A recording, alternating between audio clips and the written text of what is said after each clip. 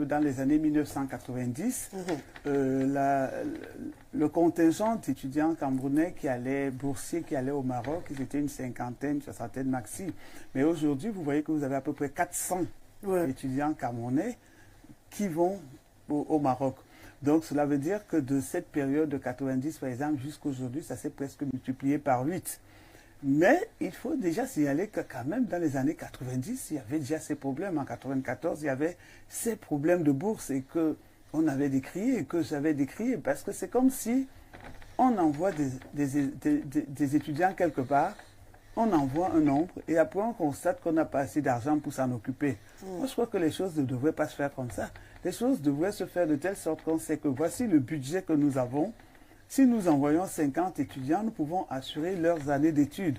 Mais si vous envoyez 400 étudiants, parce que depuis que l'eau a coulé sur les ponts, avant c'était plus, on les envoyait dans des formations comme les universités classiques, mais de plus en plus, les étudiants vont au Maroc en ingénierie, en intelligence, à la recherche de l'intelligence artificielle. Ils vont dans des domaines pointus, ils vont dans les constructions d'automobiles, ils vont dans la tôlerie. Ça veut dire qu'ils vont dans des domaines professionnels, de plus en plus professionnels, et ils dépendent du ministère de la formation professionnelle. Et une partie dépend du MINSUP. Et donc, ce sont ces étudiants qui ont des problèmes de bourse. Les problèmes de bourse, pourquoi?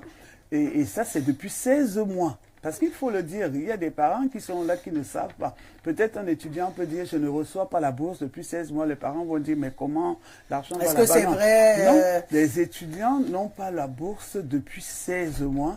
Et il faut aussi dire que le cas du Maroc, c'est l'Agence marocaine de coopération internationale donne une partie de la bourse, mais ce n'est pas à tous les étudiants.